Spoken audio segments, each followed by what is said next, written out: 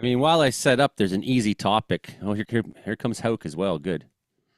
There's an easy topic to dig into right away, which is, I mean, Is Hauk the easy topic? We all know he's easy. he could be an easy topic. He could be an easy topic for certain. The I found a little bit this last. I get every once in a while into a period where I'm like start doubting the models, start doubting. Maybe not myself that much because you're just looking at models and trying to roll with it, right? Yeah. Um, I just feel like things haven't been very reliable. Yeah. So I felt like this week was going to start with better heat. I mean, it did break a record or two in Manitoba, I guess, or not that in southern BC.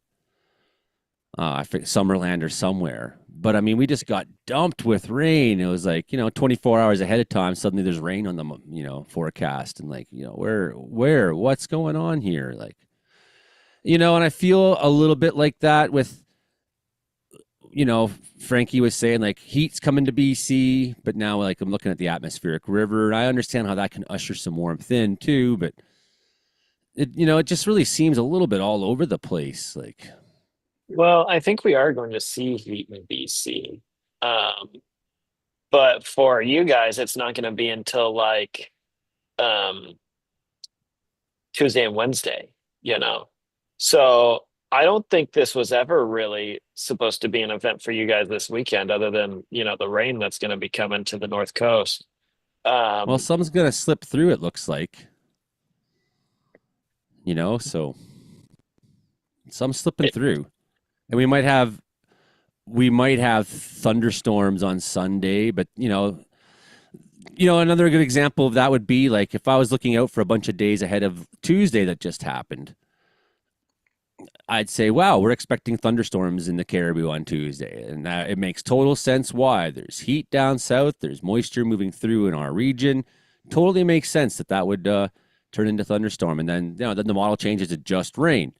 And then, okay, then it's just rain, just rain, just rain until 7 o'clock at night when suddenly there's a severe thunderstorm warning in my quadrant.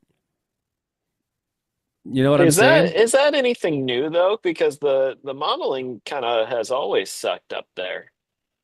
Well, I feel like my accuracy's been goes through long periods where I look at a bunch of different, everything seems to be common sense to me, and and then I get through a week like the last week or two where I feel like every time I look, it's different, and I just is that a factor of summer convective weather?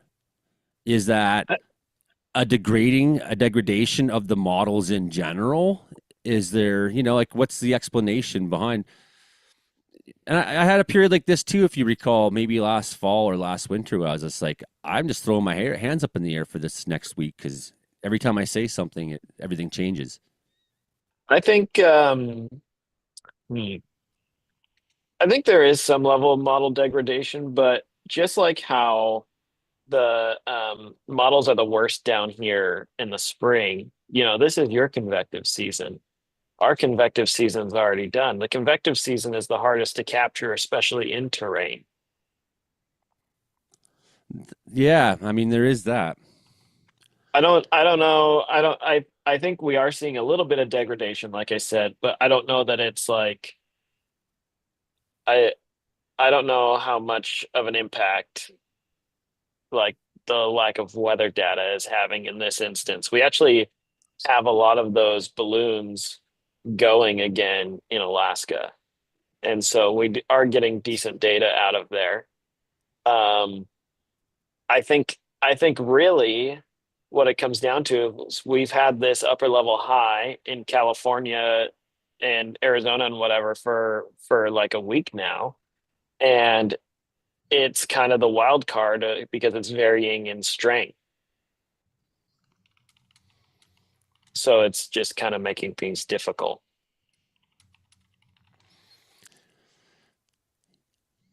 Yeah, it really feels like we're in one of those phases where I just want to be like, well, in the next 2 days, whereas like you'll see sometimes I'm in phases where I'm talking 10 days out and feeling really Yeah, good about that.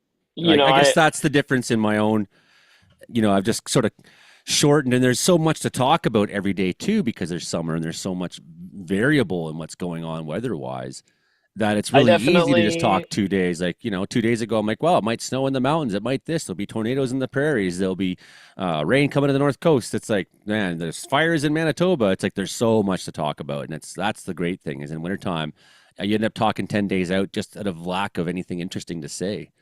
It's like, well, it's um it's still winter out there.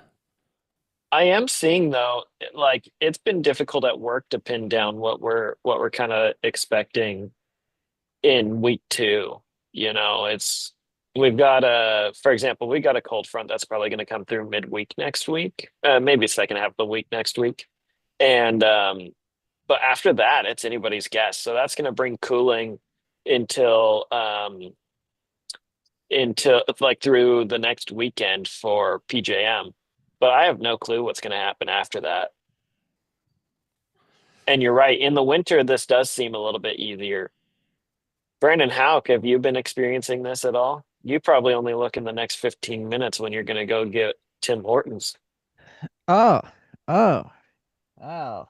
There's been some time. There's been a few times where models are kind of disagreeing with each other, but yesterday was, I'd say, pretty good. I was a little worried at first at the beginning of that severe weather threat yesterday. I was like, oh no, their storms were looking that great at the beginning, and then all of a sudden 5 o'clock showed up, and this one supercell just decided to let her rip, and then I felt good again.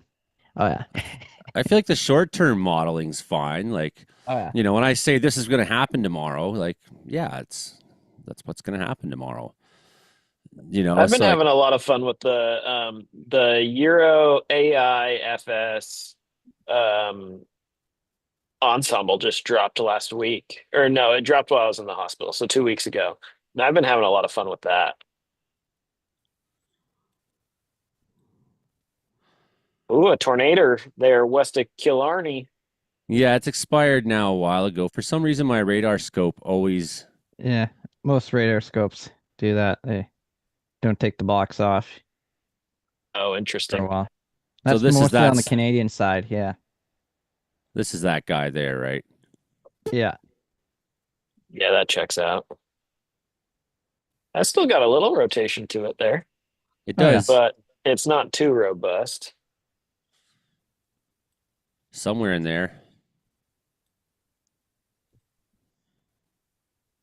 How many chasers are on it? One, two, three, four, five chasers are on this thing. Who's on it? Anyone So we we've know? got Andre, that's one guy. Connor Mockett. Who else? Jordan Caruthers. Yeah, Oh I know yeah, him. Justin Ortel. Hey, I know that guy. that's Oh, the one he's on. Justin's Is the on it.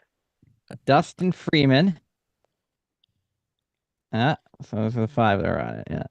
I did just tag Justin. Was like, I hope we see even 3 minutes of you tonight. He That'd be seems to pretty like. neat. He doesn't check in when he's chasing, whereas Hank, Hank's really easy to convince. He's He's not out like, Hank's not chasing though. no, but he would have like cameras up on tripods and then have his phone often in his hand to still Yeah. Zoom Almost get with you. struck by lightning the one time. Yep. That's Hank for you. Yeah, I think I might have just put that one in the folder too this week somewhere. All right. I saw it somewhere. Yeah, it's pretty good. It's on my YouTube channel. He's like live with Brandon and I. Then he's like, and Brandon kind of caught it that what was going on before I was. I was like talking and looking at something, Oh yeah. and then Brandon's like laughing right away. And yeah, like for how close that was, he was pretty calm about it. I mean, he's Oh yeah. probably been through near a number of lightning strikes and over the course of time. Okay, a couple of things to look at here. First of all, Jetstream right now, delivering the shit. There comes, yeah, there you go. And then we got high pressure. Ooh, high pressure. That's what modeling thinks right now. And look at that beast. Ooh. So that would be nice. It gets crappy on the other side of the country for a while and gets nice on our side. But am I not incorrect that this upper level low pattern more or less is still persisting? Yeah. I really need to start digging in on that and get a deeper understanding of it, I think. What do Like you mean? I'm capable of having a much more clinical understanding of it. It's like something I keep talking about and looking at and pointing at, and you know, I feel it. Like I understand what it's doing, but I'm sure there's so much deeper I could go scientifically on trying to grasp this Well, I pattern. mean, you could spend your entire life studying it and still not feel like you got there. But hey, that'd be nice, eh? Some high pressure. Like we really need some summer in BC, man. I know all my friends who are firefighters in different companies all over are pretty sad right now. It's like I know everyone doesn't want us working, but when there's a little bit of work at least, and it keeps us busy, it's good for us, the economy. It's good for keeping people trained, keeping systems intact, and people coming back next year to work again for when it's a bad season. Like 2022, we still managed to have a pretty good August, despite the fact it was crappy like this all through July. So, I'm hoping some of our crews still find some work out in the wilderness or something, right? And again, I'm not cheering for fire, but it's just when it's this dead, it's not just hard on a couple companies, it's hard on everybody across the board, including ministry Right. people, and I can think Well, of we like do need after fire. it is part of the system. Yeah. And in 2019 and 2020, we had two dead seasons in a row. And when 2021 hit and we had the big fire season, man, there was like so many rookies, so many experienced people weren't there because two dead seasons, like, well, people get jobs and move on. Like, well, I guess this is it for me, kind of thing. Even though it's gonna, settle back out, there'll be a bad fire year in the future. Like that doesn't mean you can survive this year. Well, that's the thing, right? So Yeah. I find that changeover isn't good. So I find like again a little bit of work out there. I mean, just some wilderness jobs, that's fine. Like, Well, we call this institutional knowledge, and it's really important to have institutional knowledge in any industry, but especially in firefighting where you're on the verge of death half the time. Not half the time, but you know what I mean. or at least thirst. Yeah, right. So severe watches right now in southern Manitoba are going on with that severe thunderstorm warning we were just looking at. That was going on. I have to click off this to get to the warning now. In Killarney, where Justin is chasing right now, 5 kilometers southwest of Pleasant Valley, like we just saw on radar. It's only going 20 kilometers an hour. Nice slow mover. And it's making golf ball to tennis ball size hail, dudes. Wow. Does it say something Nice. about wind on here? I didn't see. Let's look again. Just says No. very strong wind gusts. All right. Moving a little Large hail will slower than likely rough cause weather. significant damage and injury. Smoke, most of the rest of this is air quality, right? Oh, Severe thunderstorm watch still Some new near. evacuations out in Manitoba. Yes. I don't have much details on those specifics. If any of you do. Oh, there's a severe thunderstorm. I just know some of the First Nations in the north. yeah. Thompson's state emergency. Snow Lake was evacuated today. Oh, Thompson's a pretty decent sized town, isn't it? Yeah. Big enough. They haven't been evacuated, but yeah, they're in state emergency. And then Lynn Lake again. Yeah. Those are the ones I know of so far. Heat warnings in northern up at James Bay. Like what the heck? 31 degrees at James Bay. That stuff never happened growing up. With thunderstorms coming in the weekend, a couple Oh, but thunderstorm don't you know it's warnings. just summer. Yeah. Really? That's what they told me. The Russian bots told me on the face Well, bag. Oh, it's yes. crazy They that used to have them as everybody had humidex advisories before they switched to the heat warning. So, here in Alberta, the humidex advisory was pretty useless for, Right. for us. So then they Check it out. decided to go with the User heat has warnings. arrived. hi Eh, Hilding. Hello. Yeah. Yeah, And you yeah. get this. Well, It was toasty in Winnipeg when I was there. Oh yeah. And they've been taking a lot of heat this week. I mean, look at Saskatchewan's woke back up today. Holy, my computer's being slow. Here comes Karen Richards. So big time activity. I mean, look at this, man. These things have just taken off. Yep.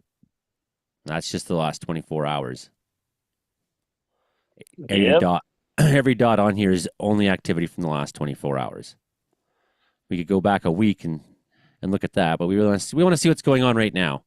And this heat that's come in there and the dry conditions, it's of course creating thunderstorms in the south. A lot of new thunderstorms went through yesterday. Ryan Vetelanen's coming even too. We got Karen and Ryan and Hilda down. Ooh. Mark Engels, Brandon Hauk. That's good. Ryan just had his chasing trip. That'd be interesting to hear about that one. Uh-huh. Why is Mark wearing a toque? I'm on the 19th floor and I'm outside. It's not too warm out here. Oh, sorry, what? It's not too warm? I don't think I've ever heard this from you before. Well, I It's turning into a think Canadian. I'm gonna have to open up my phone. It's only 21 degrees here. What are you on about? That's 21 hot for degrees? you. It's breezy. No, I can't handle the breeze. That's what it is. I'm like, it's not 12 degrees with a light rain shower. I don't Well, have and as much padding as Joey does. It's the breezing off the ocean too. Yeah.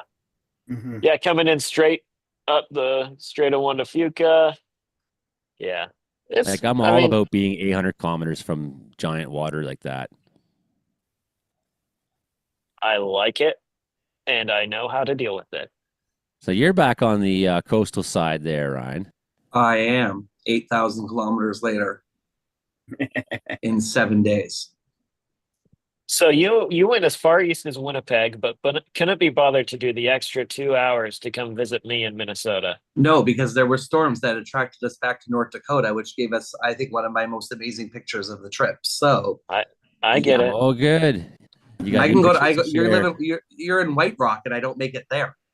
I know, ride the bus, man. I No, literally saw the double-decker bus out here earlier. nice.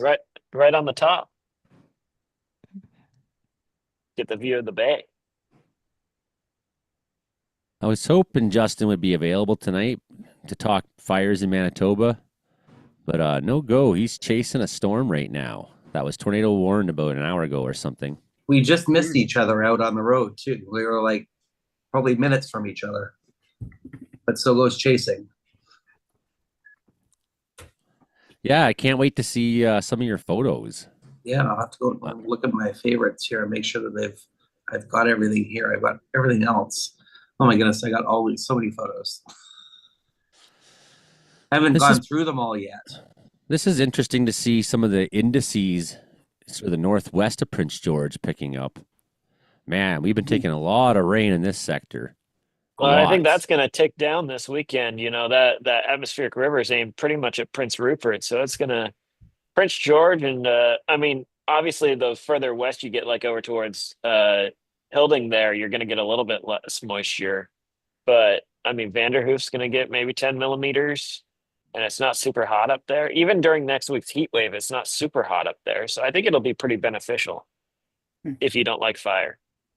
Well, today was the first day that I could even think of making hay here, but apparently over the weekend there was enough time. My one neighbor got 3 of his fields hayed off. All right. Really? That was pretty well. That's amazing because I've talked to so many people here in France. We have nobody getting fields off. No, it's been too much damp thunderclouds blowing through and not enough promise of being warmth to dry the hay that you even want to cut it. Exactly. This is what it was like just before you got in a drought and couldn't get a hay crop off. Yeah, You know, like 21. So like Mark was talking about, atmospheric river coming to the coast this weekend. Look at this. Boom. Yeah, that's a Wham! nice little moisture plume. That's the AI ensemble I was telling you about earlier. The AI ensemble, eh? Yeah, boy. That's scary. But yeah, I mean, I wish I could afford Weather Bell.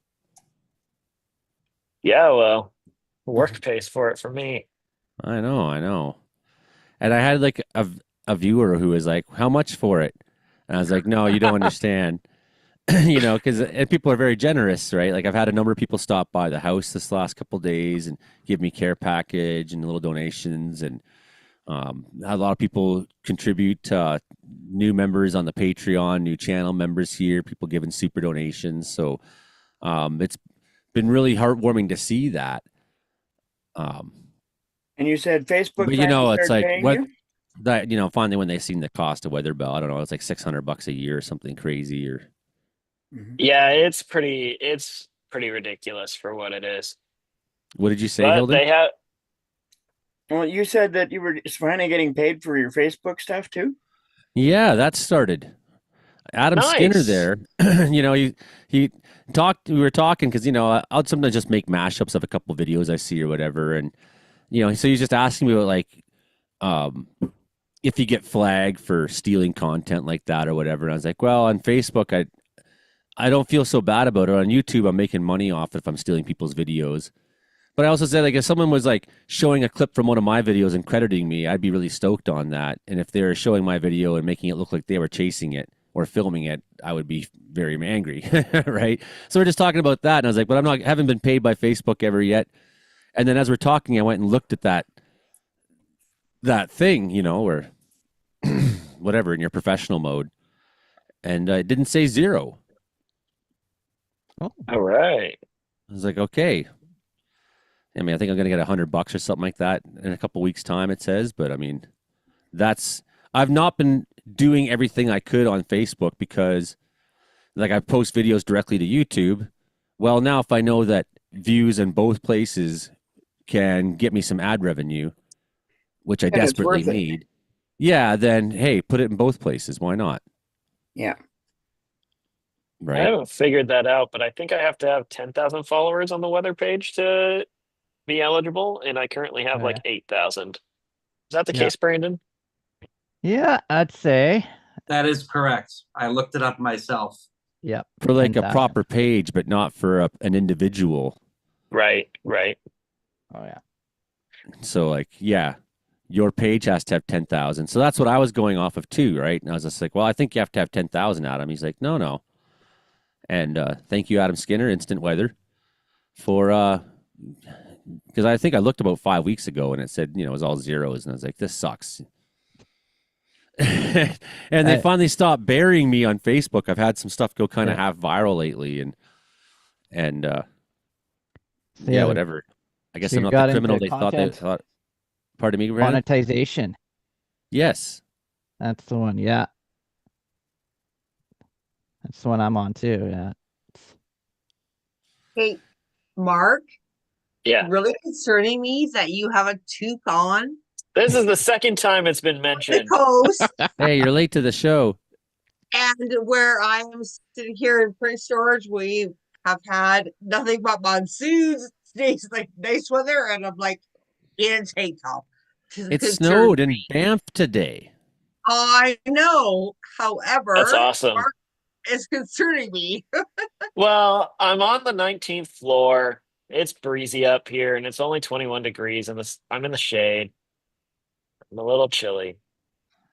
Well, Don't judge me. it's only been 3 weeks since I took my toque off. You Judging. recall? I am And judging.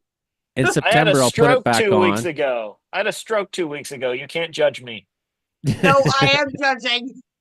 Well, Sorry. that makes you a bad person because I had a stroke 2 weeks ago. No, I love you, but I'm judging. Good news. I'm wearing shorts. I'm like wearing look at this. I'm wearing like a coat.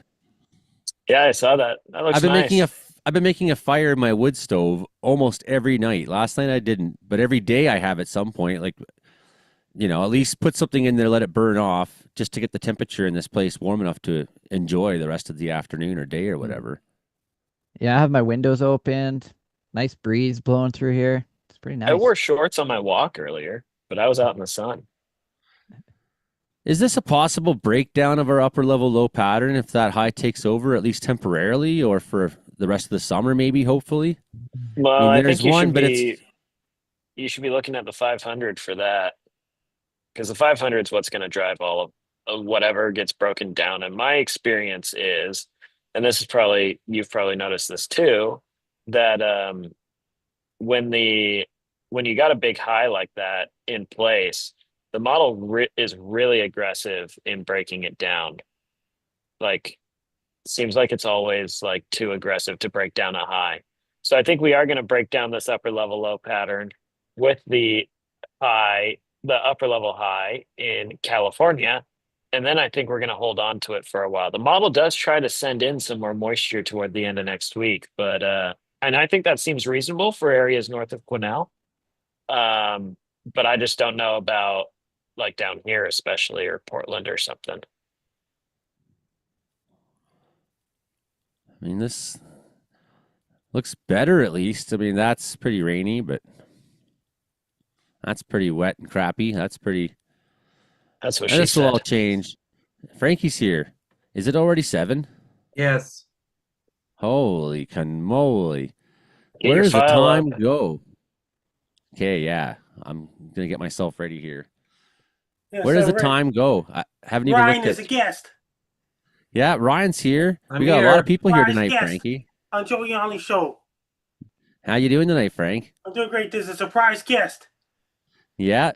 Yeah, well, Ryan's I think he's just part of the Comedeorologists now, you know? Hoping And we guess see what? him. I just sent you the video with Dave Smith in Winnipeg. Oh, I'll have to look for it, yeah. I just Yeah, sent okay. it to you through Facebook. Okay, record to the cloudy. We all ready to go here? Yeah. Yeah, he's not terribly funny, so I didn't download it. You have to download it. I was like, well, you know, I could live without this. You have to download it. Okay. Well, we are ready to start the show here. Cometeorological report for another week here. Joey Only up in the Caribou Mountains, Wells, British Columbia, 3,953 feet above sea level, with my panel of cometeorologists. Comedy plus meteorology equals cometeorology. It's your show about how much the weather sucks in Canada. And I'm here with Frankie McDonald and all our friends. We'll tell you all about it as soon as the opening intro is over. Well, whether it's hot, whether it's cold, whether it's hot, Frankie's got the weather we got. Wait a minute. Well, whether it's cold, whether it's hot, Frankie's got the weather or not. That's right. You're listening to us on CFR 88.7 FM, CKUW 95.9 FM, CFBX 92.5, and CHLS 100.5 in Prince George, Winnipeg, Kamloops, and Lillooet, British Columbia. That's right. Comedy plus meteorology, your show about how much the weather sucks in Canada. And I've got a great panel of guests here again to bring you through all the top weather stories. I mean, we've got an atmospheric river coming to BC. We got a state of emergency in Manitoba. We've had insane floods in the United States and some massive tornadoes. And we will try to get to as many of these topics as we can. Of course, we got Frankie McDonald, the world famous weatherman from Sydney, Nova Scotia, with us again for the 202nd time. Good to see Frankie as per usual. As always, love the guy. We've got our weather specialist from Brooks, Alberta, the radio weatherman himself, Brandon Hauk. He'll be with us with the Hauk Report. Of course, meteorologist Mark Ingalls is back once again with us, sitting on the 19th floor of his place down there by the oceanside, lower mainland BC. Ryan Valdelanen's with us, and he just came back from a storm chasing trip that brought him all the way over to Manitoba and places like that. So we're hoping to see some of his pictures, what you radio listeners can't see, but people on the live stream can. If you ever end up wanting to catch us live, you can find us Thursday night at Joey Only Caribou Weather Dude YouTube channel. And my friend Hilding Donaldson there is out in Grassy Plains, BC, where he's struggling to get a hay crop off. We've gone from too much rain to too little. It rains, but it pours. That's how she goes. You can never really have enough of a good thing. As the logic behind BC weather, I think. Before you know it, it just gets worse and worse and worse. Anyways, Frankie McDonald, here we go. Frankie! can you yodel for us?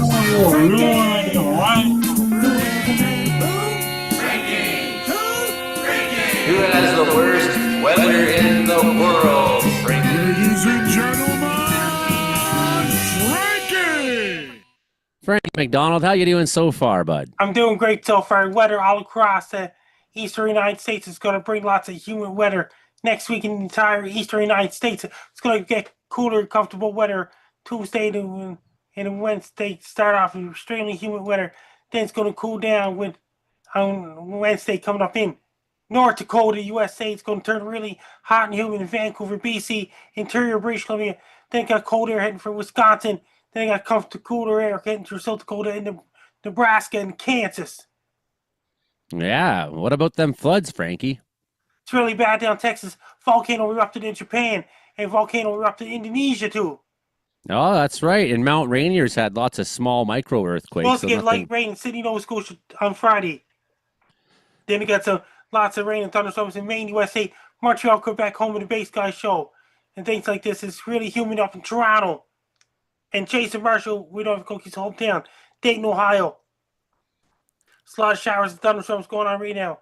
This Saturday, Sunday coming up, it's going to bring more thunderstorms in Texas and those places. Lots of thunderstorms in Texas, like Dallas, Houston, San Antonio, and all those places. It's going to bring really dry air in Los Angeles. It's going to bring really hot air in Los Angeles, California. If you're I'm talking Kevin to Noble, the co-host of former Trevor's Happy Hour podcast. It's really hot there right now. if you're talking to Jason Marshall, we don't have cookies. Tell him we say hi. He's a fantastic guy, Frankie. Yes, he is. That means he be a guest on the Comedeorological Weather Report again sometime next month. I would love that. I would totally love that. Could have And him did you hear about anytime. this? A lot of rain thunderstorms going on in southeastern United States lately. It's really hot outside in Manitoba, Saskatchewan, and Alberta too, and even Vancouver, BC. Yeah, it's gonna get hot there. Yeah, yeah, it is. And the fires have picked up in the prairies because of all the heat, Frankie. And it's gonna because of the heat and did you hear about there's a lot of rain and thunderstorms in Mexico City and things like this. There's a lot of rain in Guatemala. There's a lot of rain and thunderstorms in Guatemala, Costa Rica, El Salvador, Nigeria, Honduras, and Panama. A lot of rain and thunderstorms going on there right now. Winter all across South America. A lot of rain and thunderstorms going on in Venezuela, including parts of Colombia, parts of northern Ecuador. It's really dry in Bolivia and Peru. In northern Chile right now, a lot of rain and thunderstorms in far northern Brazil and northern South America. There's a whole lot of snow in southern Chile up in the mountains and rain in the coast areas. In Argentina, it's getting mild in Argentina, well, this time of the year. It's really cold in southern Argentina. They get really strong winds in Falkland Islands, including Stanley Falkland Islands as well. What else, Frankie? In England, there's really hot air in England right now. In Wales and Scotland and Ireland, it's really hot there right now. Then it got hot weather in Norway, heading towards Norway. And coastal areas in Norway.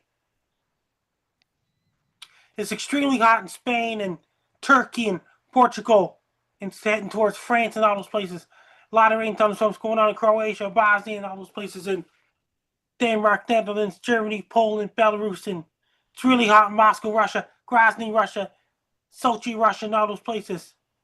Really hot in Turkey right now.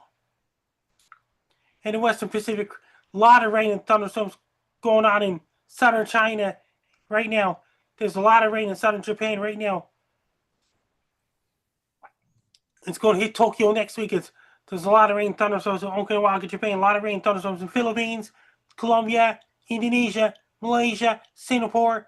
A lot of rain and thunderstorms going on in Bangladesh, Myanmar, Thailand, Cambodia, Vietnam, Laos, and Myanmar, and Bangladesh and all those places. It's a lot of rain and thunderstorms going on in India right now, including Delhi, India, Mumbai, India, Sri Lanka, and all those places. It's really dry. It's rain in eastern Pakistan. It's really dry in Afghanistan. Showers and forecasts in Iran, Iraq, Syria. It's really hot in Saudi Arabia, Qatar, Yemen, Oman, United Arab Emirates, and all those places.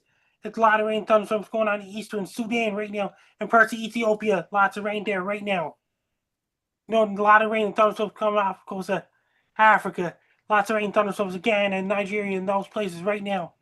And it's raining all across southern Africa. It's really dry in Botswana, Angola, and it's got some cold air in South Africa. It's very dry in Mozambique, Madagascar, where showers are forecast. So it's La Reunion, Mauritius Islands, Botswana, Zimbabwe, Zambia, and all those places in southern Congo during the dry season.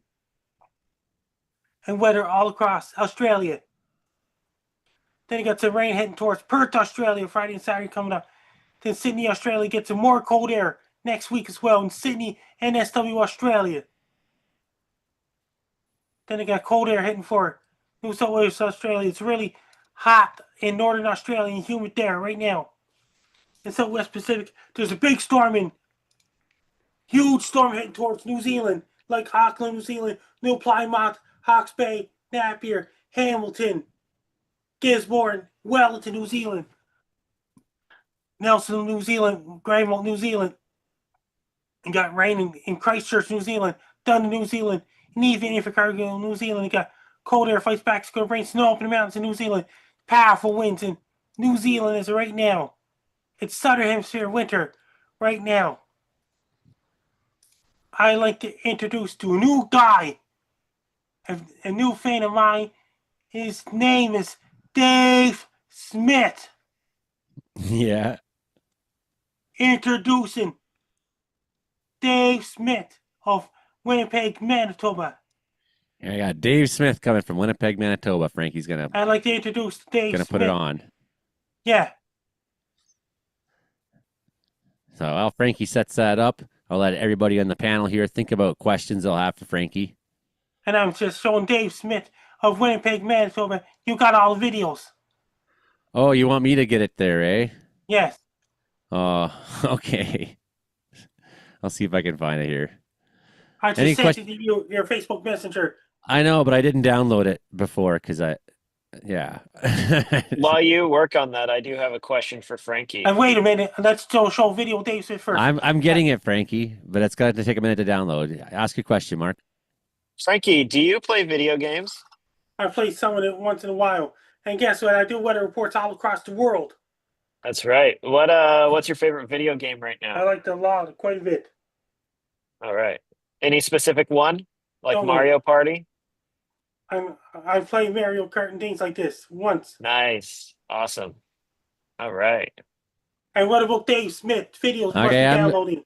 It takes me a second to get things going because I got to do 3 things at once here to run a show. So Frankie really wants us to meet Dave Smith here from Winnipeg. Okay, here we go. Introducing Dave Smith. Hey, Frankie. How you doing today? It's really, really hot here in Winnipeg right now. And we might get some big thunderstorms tonight. Other than that, things have been okay. Things are going well. How are you doing? I just wanted to send you a message, see how you're doing, and say hi. And send me a message back when you get a chance, buddy. Okay. Take care. See you soon. Bye for now, buddy. Yeah, there's Dave Smith. Any other questions for Frankie McDonald? Yeah. Come on, you panel. Nobody on the panel has a question for Brandon? Come on. All right. Okay, I have a question. Frankie, Go for it, Karen. Go for it. have you been causing all these tornadoes lately in Manitoba, Saskatchewan? I didn't cause tornadoes in Manitoba, Saskatchewan. I did not cause volcanoes in Indonesia and Japan either. Only the tornadoes in South Dakota and Nebraska. I did not cause tornadoes in Nebraska and South Dakota either. I did not cause volcano in Indonesia and Japan. He did not do it at all. I forgot to mention that Karen Richards was with us at the top of the show. Sorry about that, Karen. There's Karen. Here's Frankie. Here's Frankie McDonald this week here, the collage of Frankie. Hey everybody, let's do a tornado siren, especially in volcano erupted in Indonesia, volcano erupted in Japan, and big major flooding in western Texas, including Kerrville, Texas.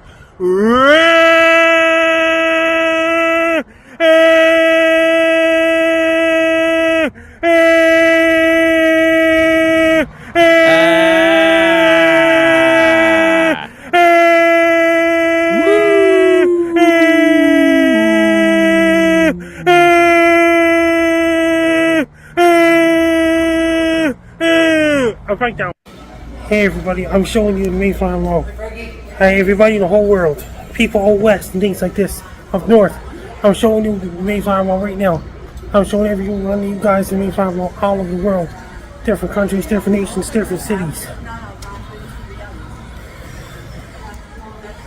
In between Europe and Russia and Belarus. There's the Mayflower Wall right now. I'm showing you them all. Things are going great so far. Hey everybody, I'm going to wish all of my fans up in Nunavut territory and happy Nunavut Day from Frank Down. Hey everybody, here's a copy of my book, Be Prepared, the Frankie McDowell Guide to Life, Weather and Everything. It's a great copy, my book. It has 48 pages, it has pictures of me when I was a kid and things like this. People can get them on Amazon.com website and Amazon.ca and Amazon website in different countries around the world.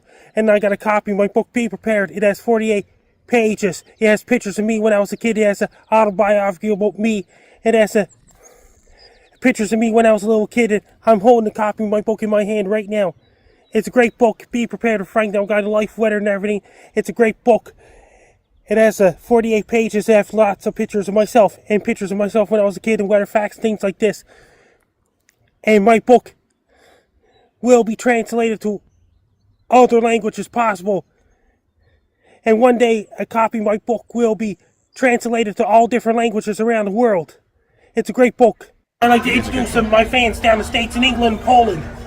I'll say hi to everyone in England, United States, and Poland, in Australia, New Zealand, even in Perth, Western Australia, even where Kyle lives. From Frank Down. It talks about the weather, talks about me when I was a kid and things like this. It has 48 pages, an autobiography about me and things like this.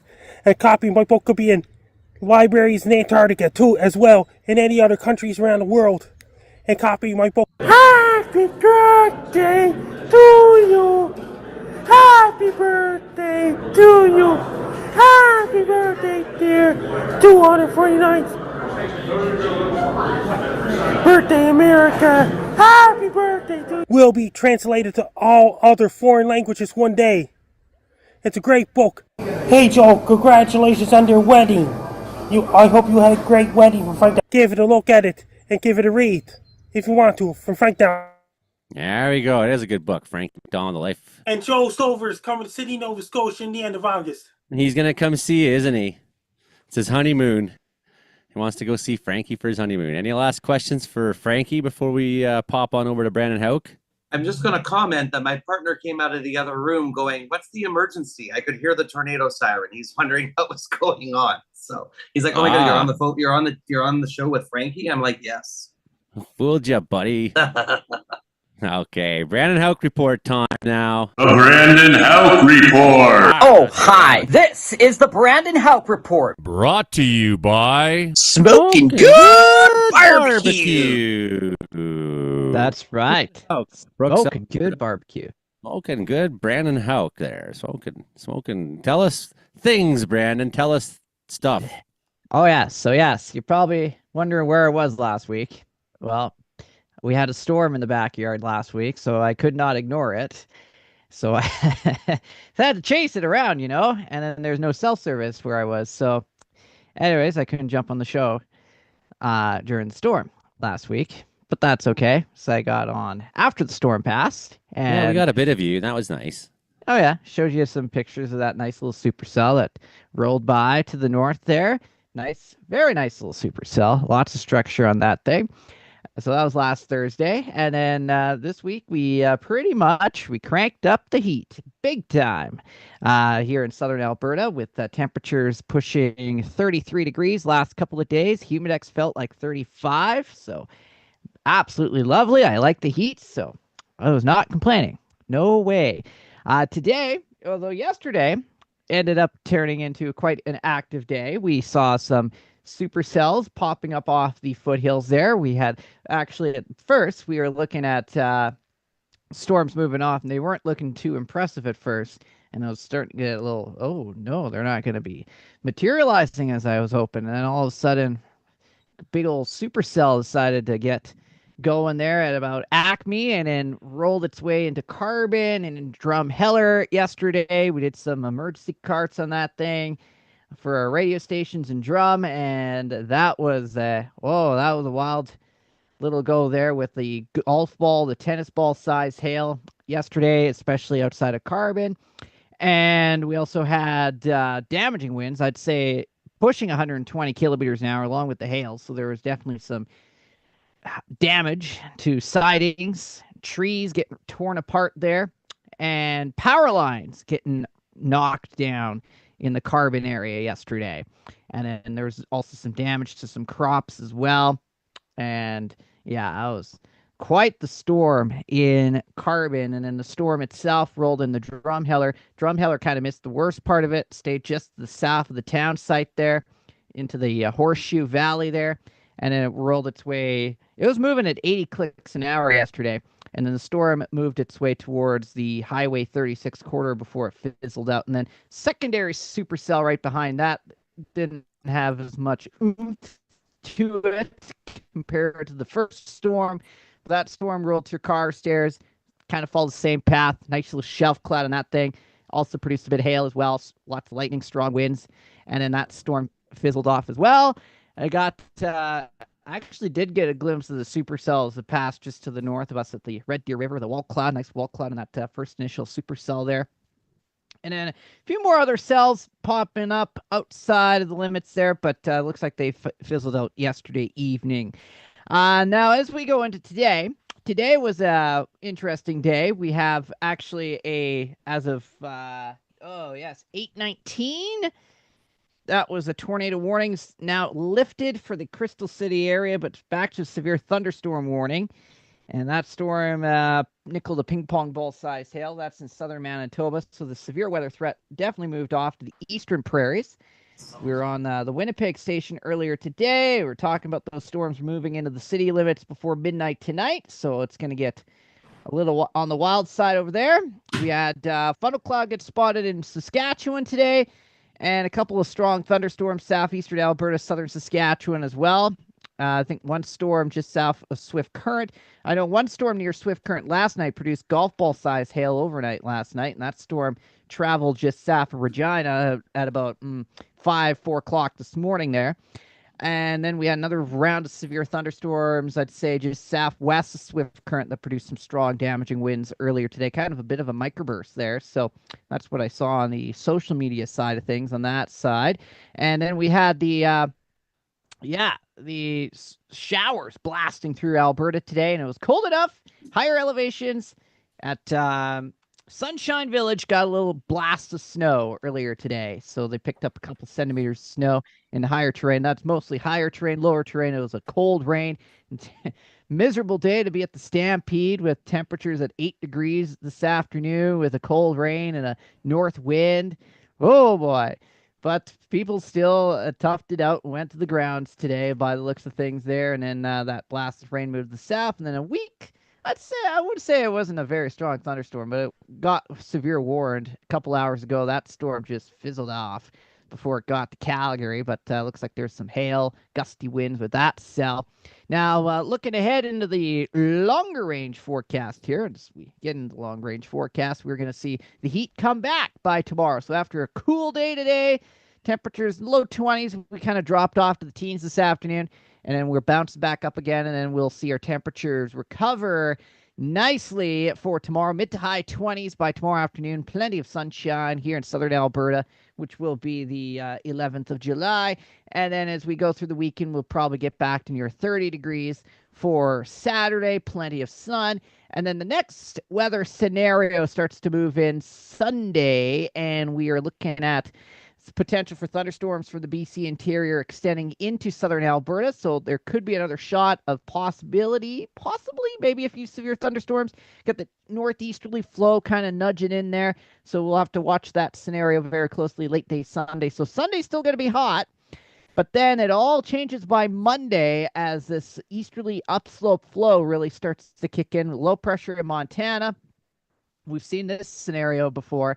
We've got upslope enhancement, heavy rains developing into southern Alberta on Monday, and we're going to see, I'd say, probably 30 to 40 millimeters of rain by the looks of things on these model solutions here. And that will be a cold rain, temperatures dropping to teens, and single numbers by Monday afternoon, and there could be even some wet snow in the higher terrain once again of the mountains on Monday. Meanwhile, we'll watch for the potential for severe weather on the eastern prairies Monday, carrying on into Tuesday morning, and then eventually after that system moves off, we'll see high pressure move back in, and hopefully for a bit of a recovery in the temperatures, because next week there's going to be bull riding in downtown Brooks on the streets on Wednesday of next week. So, and then I'm going to be at camp day as well. So I got a busy day Wednesday, so I can't have any active weather that day. So yeah, that's some of the weather stories. Anything else I got to touch base on here? And take a look here. I think that's all. Yeah, don't have much for any. Oh yeah, L.A. I guess. Not LA, but London Airport. They're putting airport sound in the airport there. So you can walk through the airport and hear airport music, apparently, in Heathrow. So if you ever go there again, you'll get to hear all the airport music, and it'll probably still cost $37 for a bottle of water. And that's the Brandon Houck Report. Okay, Brandon Houck. Yeah, as he says, chance of thunderstorms this weekend in the BC interior. Sunday, it looks like, as that atmospheric river starts to push its energy on through. And then, yeah, that heavy rain coming into southern BC again. Crazy. Well, let's have Mark Ingalls talk about this one a little bit. Just got the fat check for pushing that. My name, Mark Ingalls. Pushing that agenda. It says here, HARP, climate change, whatever, in my bank account. Three things I wouldn't mind you touching on, actually, Mark. Briefly on the cluster of earthquake activity at Mount Rainier, a little bit on the atmospheric river, and then just a little bit of an overview on the flood behavior that's been going on in the States. That tropical moisture has made its way into the continent, and look what it's been doing. That's nice that you have my agenda lined up for me. Good thing is I was planning on talking about those things. I don't know. Can you guys hear music in the background? Because it sounds like there's some sort of like community party going on somewhere down the street. No, it's not picking up in your microphone. All right, excellent. That's what I get for being outside. Oh, I hear people cheering too. They were playing some Bob Marley earlier. I like Bob Marley. Anyway, so Mount Rainier is having an earthquake swarm. These are all quite small. The biggest one was, I believe, magnitude 2.1. So these are too small to be felt even by people climbing the volcano. So earthquake swarms are quite normal at volcanoes. Mount Rainier is not about to erupt.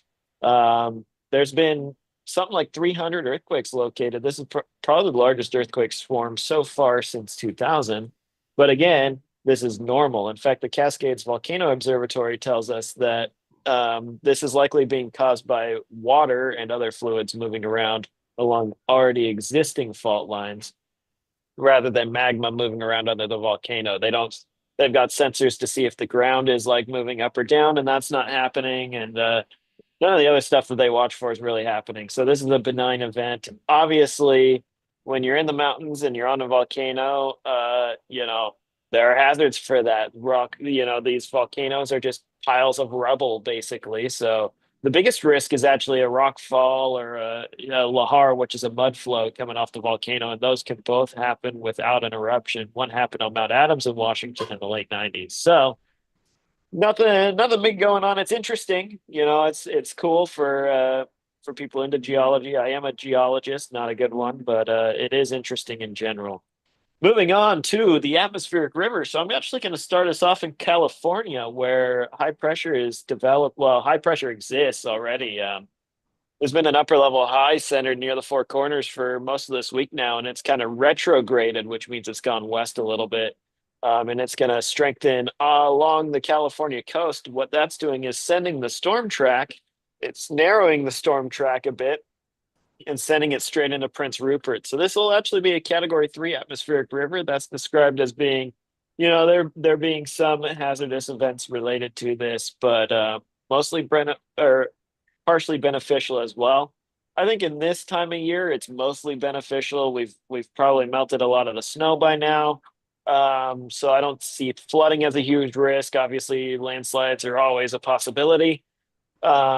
But I don't see a huge risk of that either. Something like 25 millimeters of rain is possible for Prince Rupert over this weekend. The interior is going to benefit from some of that precipitation as well. Prince Prince George and Prince George and Quesnel, looking at about 20 millimeters. This is all probably going to be north. Most of this moisture is going to be north of 100 Mile House. So if you're down in the Okanagan, you're gonna be getting the heat and the dry weather from that high down in California. We're gonna be getting it here too. I mean, of course, in the lower mainland, it doesn't get super hot, but I was seeing temperatures around like 33, 34 for Kelowna. Knock off a degree or two for Kamloops there. And then that atmospheric river kind of breaks down as the ridge builds northward into British Columbia. Monday and Tuesday, I think for Prince George, temperatures are going to peak Tuesday, Wednesday. That's probably most of the case for most of British Columbia. And the storm track's going to be aimed more towards Southeast Alaska, just to the west of the panhandle there. There's a hint of getting some more moisture in next weekend and then rinse and repeat, but like we talked about in the pre-show, the models have been kind of erratic lately. So, a bit of uncertainty there. We could hold on to this high pressure system for quite a while, especially for the southern third of the province, Vancouver Island, Lower Mainland, Okanagan sort of idea. So shifting gears down to Tejas in New Mexico, where there have been quite a bit of thunderstorm activity with significant flooding. There's been a lot of things, a lot of misinformation related with this. And so I'll start by clearing that up. First, I actually want to address the situation with the National Weather Service. It has been touted that the budget cuts with the Weather Service were a major cause in the lack of warning for the major flood event that happened at that girls' camp last week. I don't think that's necessarily true, actually. I've talked about on this show how the budget cuts are hurting the situation, especially with forecasting, but I don't think this is a case for that. The flash flood watch went out the night before, and in any usual situation, they should be discussing, anybody living on the floodplain or you got an operation on the floodplain like that girls' camp is. You need to be discussing what to do if you need to evacuate.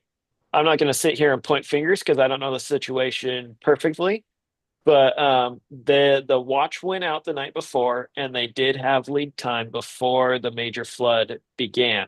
In fact, the National Weather Service would typically have 2 people on shift during that flood period, just the day of the week that it was and the time of day. And they had 5 people on shift. So the local weather service office there, it's halfway between San Antonio and Austin. They had prepared for this in advance, and they had issued warnings appropriately. But this is a part of Texas where, most of Texas, we can see quite a bit of rain out of any setup like this. They got about 15 inches of rain. What is that? It's 25, 250, somewhere around 350 or 400 millimeters of rain, just off the top of my head. And in this region, the maximum daily rainfall rate is like, in an extreme case, would be closer to like 500 millimeters in a day, is what's possible.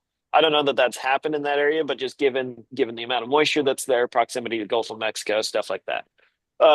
In fact, most flash flood deaths that have been recorded by the National Weather Service have occurred in that part of Texas, kind of, draw 200-kilometer radius around San Antonio. And that's where most flash flood deaths, maybe not most, but like that's the area of the U.S. with the highest density of flash flood deaths throughout history. So this was a horrible event, very tragic. But I don't think this would have been any different last year. I guess is what I'm getting at. We pulled in moisture from the Pacific. We also pulled in moisture from the Gulf of Mexico. We had heat in place. Warmer air holds more moisture. We had the remnants of a tropical cyclone. So there was just a lot of moisture in the air. These thunderstorms form, and they'll kind of sit over an area, and you'll get 15 inches of rain. As an aside, the San Saba River, which is a bit to the north of there, I used to go camping along the San Saba River when I lived in Texas. This is northwest of Austin a little ways. I don't remember exactly how far. one time when we were camping on the San Saba River, we would camp right along the river, and then there was a cliff right there.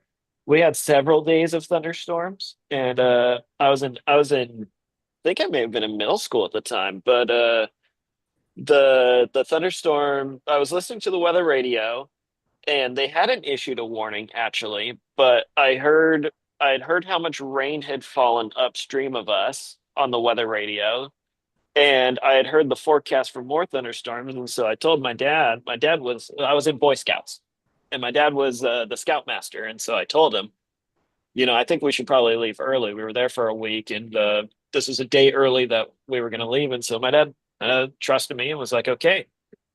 And so we started pulling out, and then other people from the group, we had people there from Abilene, where we lived, in San Angelo, and some of the other outlying communities there, and it ended up that everyone there, we had a couple hundred, well, maybe 150 people there, and all the leaders trusted me, and we started packing up to leave, and it started dumping rain, and we actually had a hard time getting trucks out of there because the ground was so muddy, and the river was starting to rise, and we thought we were going to start abandoning trucks and just hike up the cliff. Well, it's a good thing we did get out, and we got everybody's vehicles out and stuff like that. But it's a good thing we did, because that night the river rose 10 feet. And we had people that were camping in spots that would have been flooded out if we hadn't left. I'm not going to sit here and tell you the people would have died, but it wouldn't have been fun. And with how muddy it already was during the day, imagine trying to get out at night when the river's rising 10 feet and it's all muddy and stuff. And in Texas, it's clay. It's very slippery. It's not like here in BC. Well, the San Saba River, that's a really long story to tell you. The San Saba River rose 30 feet on the same night that the girls' camp got flooded. 3-0. Okay. If we had been there when that happened, we would have died. And it rose 30 feet in like a couple of hours. Like it's really humbling to see, like, places that I used to spend a lot of time had just obscene amounts of river rise. But again, this is something that happened. My story from, I don't know, sometime around '05 or '06, like, we had the river rise 10 feet overnight. That's not 30 feet, but Texas is a big place. You sit a storm on one spot, it's kind of like throwing a dart. It's not going to happen in San Antonio every time, or this girls' camp every time, or where I lived every time. It's one spot's going to get it, and it'll be the record flood for that one spot. But it's not necessarily that obscene for the region, because 5 years ago it happened 100 kilometers away. The same story.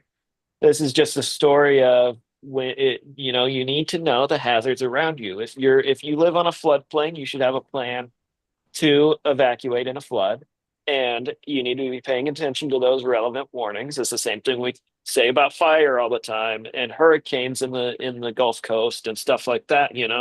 This is just how life goes. So that is my spiel tonight I from the think, roof, or from the balcony. I think the warnings went out. Maybe there could have been a little sooner, but I mean, the warnings went out. I think a big part of it was just it's July 4th. There's a culture now of like, let's hate on the weatherman. Oh, that's just summer. What, woohoo, it's July 4th. Like, I think there's a large assessment that can be done just on the culture of ignoring warnings right now. Meteorologist Mark, thanks very much for your I do want to report add, tonight. actually, really quickly, about the warning timing.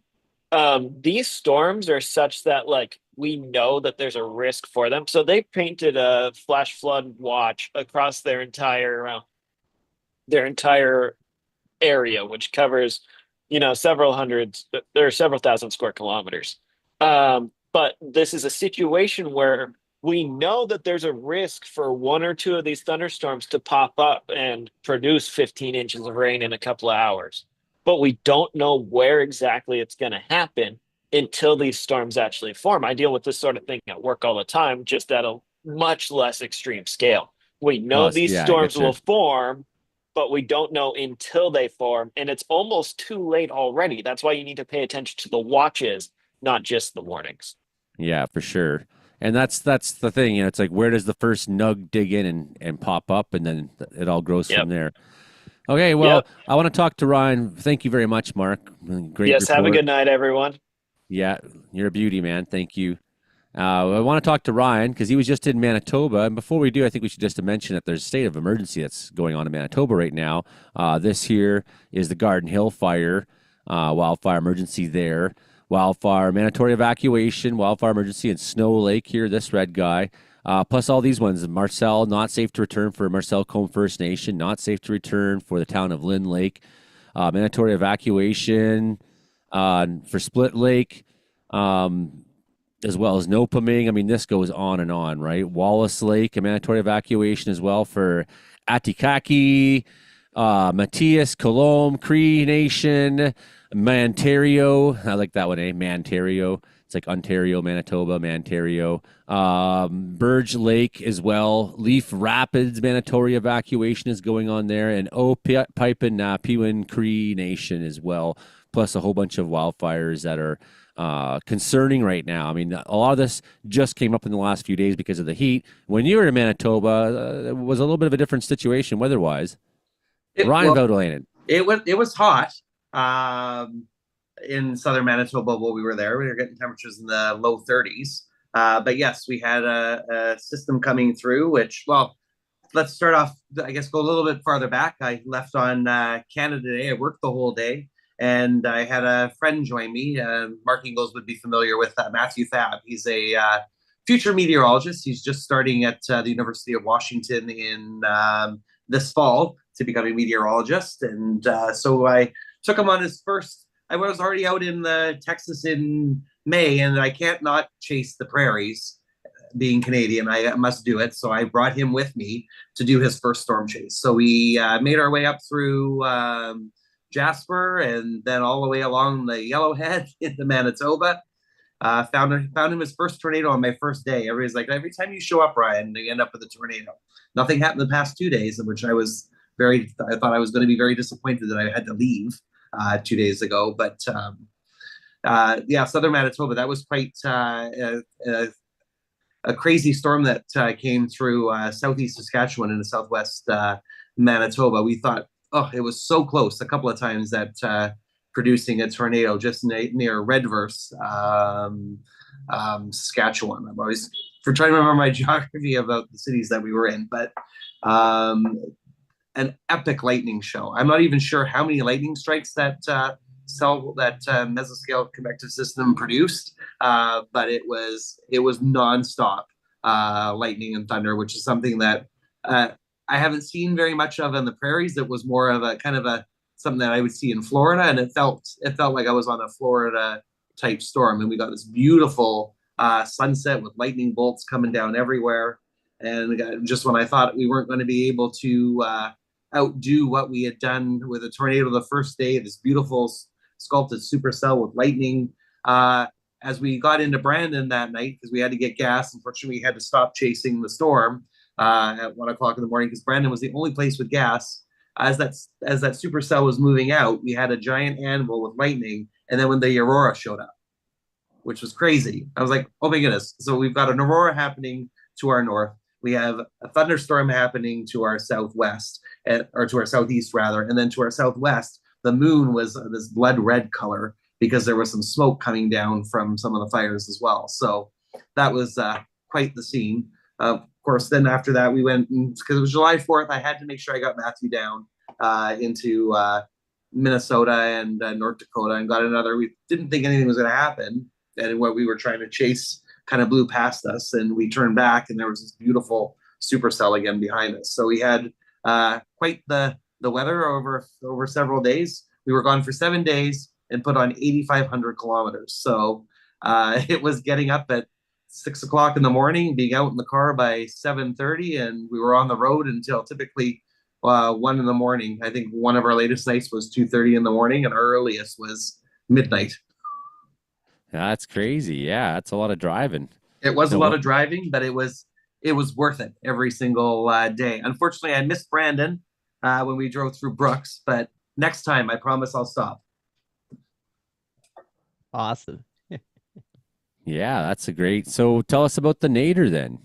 So the Nader, this one happened. We were up positioned on Highway 16, the Yellowhead, just outside near Entwistle, Alberta, so to the east, or sorry, to the west of Edmonton, and we were up that way, and we were looking. We could see these beautiful supercells to our north west, which is kind of where Environment Canada had originally figured was the best probability of seeing a tornado. But we were debating, well, okay, that's 2 hours to get that way, and we were sitting kind of in the middle of there, and where some of the storms were kind of firing off to the south, where they typically do, near Sundre, Caroline, that kind of area. So we sat there, and then we finally made the decision that, okay, the ones too north are too far. We can get south and have them coming right toward us. So we headed south, and just as we were approaching Drayton Valley, rather, this cell produced a tornado while we were right in the right spot with right clearing. I didn't get the photo, but my buddy Matthew got his first tornado that day, which was amazing, as I was only in that 24 hours before. We were sitting in Vancouver making our way up. So everybody's like, was kind of going, Ryan, you did this with the Didsbury tornado. Now you've done this again. We need you to keep coming up. So they keep asking. Now they're like, we'll fly you in. Because this week, I was kind of a little chuffed that I had to leave for work on Wednesday. Expecting Wednesday, this Wednesday, the setup looked much better and no tornado. So. Well, we got to get you to just like hang around the White House some more. Yeah, maybe. I don't want to go anywhere near the White House though right now. So no, I wouldn't think so. Yeah. So if you have photos, maybe, I certainly do. Maybe get them together there. I got also a quick video from Mark. I got to find here.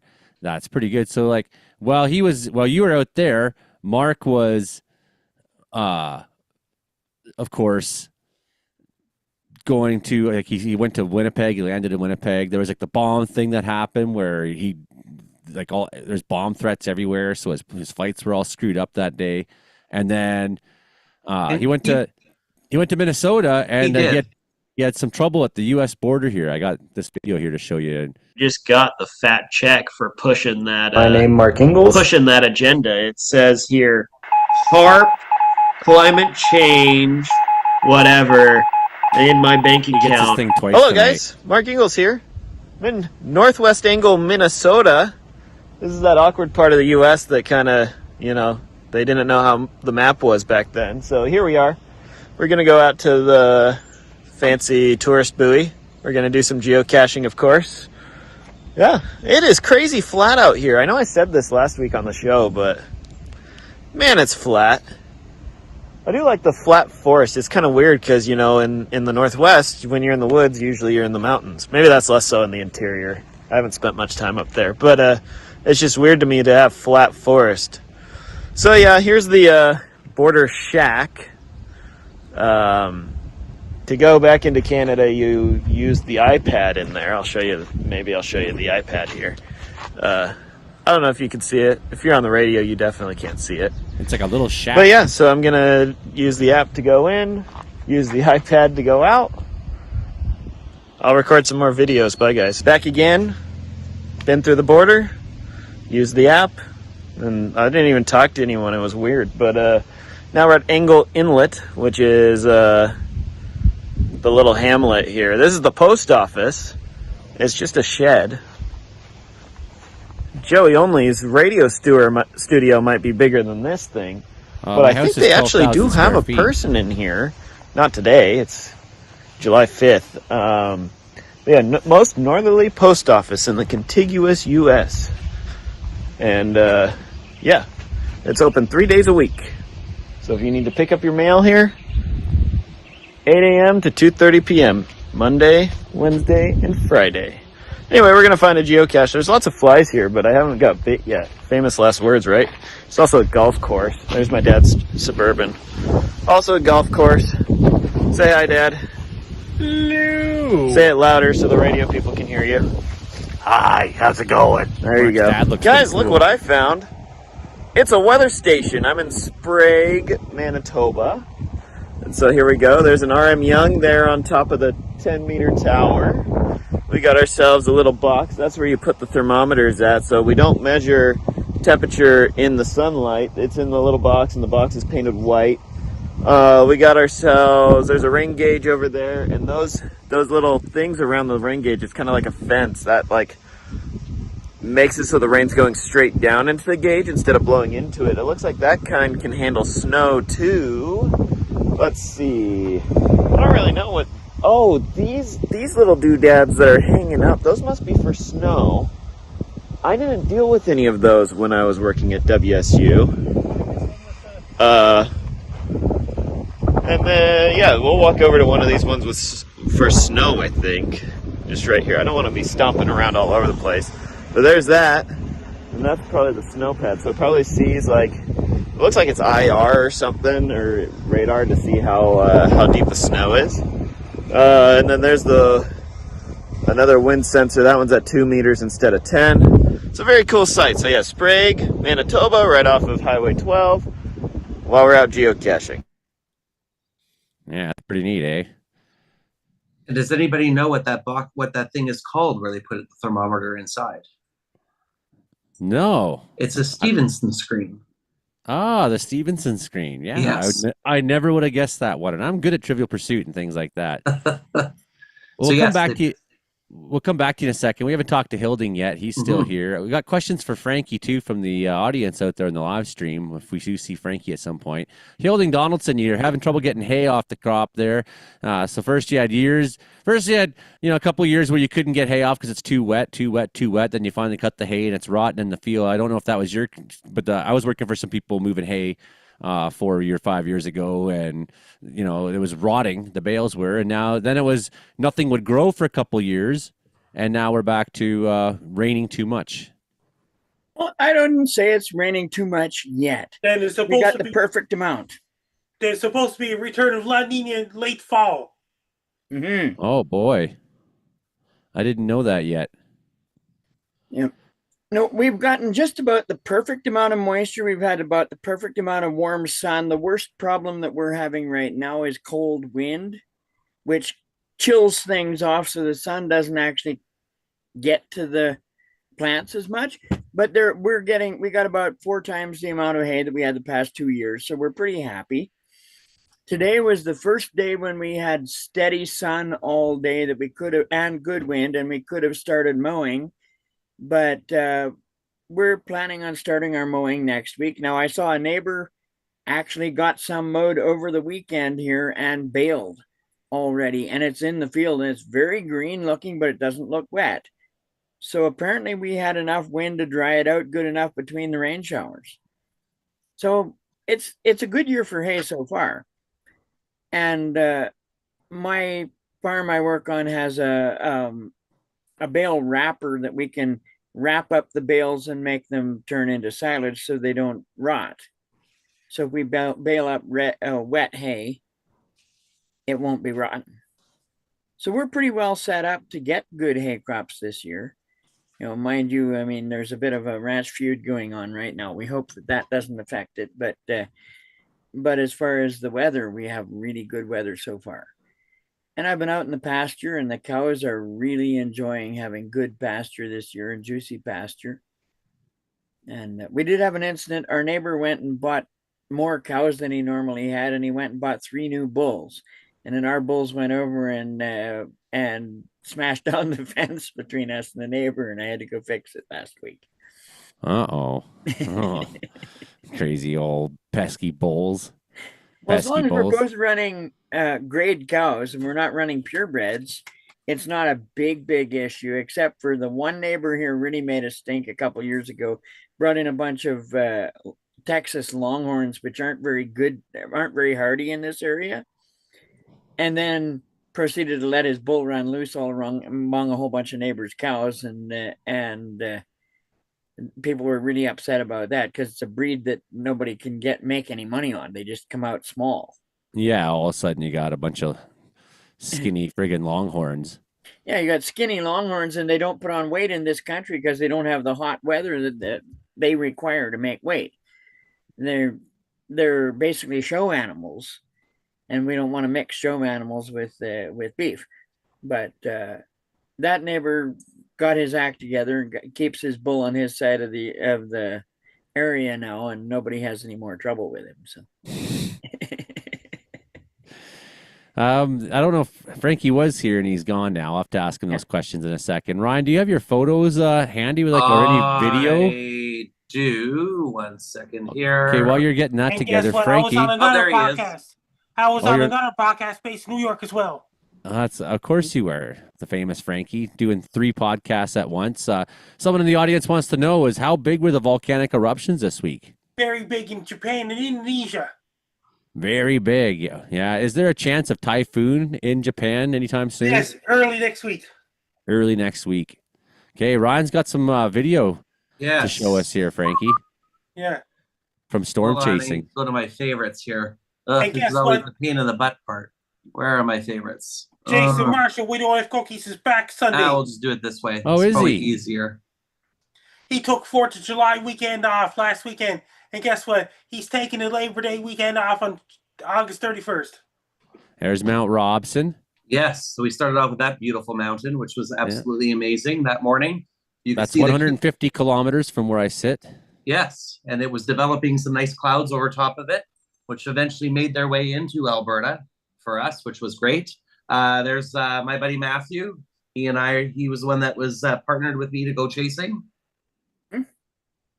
And then, we got some beautiful, some Lennies. These ones weren't that exciting for Alberta standards, but what are we looking at for the radio listeners as you described? So this is a lenticular cloud. So that is formed by the wind as it goes over a mountaintop, and the moisture in that wind as it goes over top that mountain. The air cools, of course. So as it's cooling, that moisture then condenses. And then as it comes down the backside of the mountain, it then warms again, and that moisture then dissipates. So what it creates is this cloud that looks like is stationary, but the wind is actually moving through it. So that's what we're seeing here. And I got some more epic photos of those going a little later on. So this was a picture of our first storm that we saw. This was just outside of Entwistle. Nice little supercell. It had some rotation involved with it. Unfortunately, it just didn't have the wherewithal to keep up. And we thought, okay, well, this one is going to make it. We thought, well, maybe the environment after this is going to be kind of used up. So this is where we were kind of making that decision. Where do we go? Do we go north and track these cells that we could see way in the distance, or do we go south? And we went south. We had this beautiful, there was 2 supercells that were kind of interacting, one to our east over Buck Lake, and then the one to our west towards Lodgepole, which is the direction here we're looking at. And we were sitting here going, okay, this is really interesting. And then we looked and went, oh, here we go. We've got some fun happening. And we had a lowering, also known as a wall cloud. So that's the rotation portion that's kind of visible with the condensation in a supercell thunderstorm, which kind of lowers below the normal base of the storm. And we kept going, and we then saw that there was a funnel that was happening, and that was our tornado, which then this is the shot of, for those that have never seen what that, for those that are watching, you can see that's what appeared on our screen saying that a tornado warning alert was issued. And then there was our tornado that this photo was captured by Matthew, because I was driving, so he's in the passenger seat, and he's watching what's going on. And there was our photo of our tornado as it passed. It was rated an EF2 tornado, so some pretty significant winds. Thankfully, it only hit a treat area, so there was very little damage associated.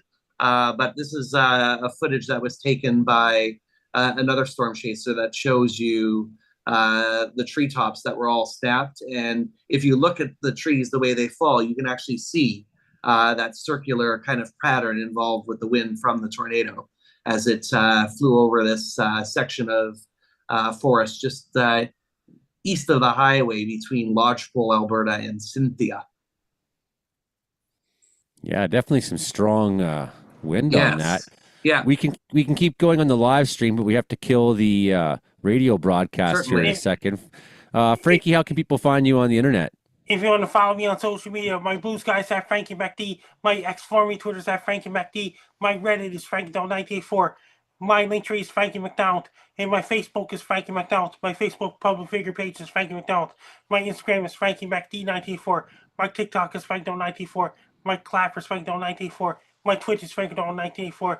My Threads is at Frankie MacD984. And my Snapchat is Frankie MECD1.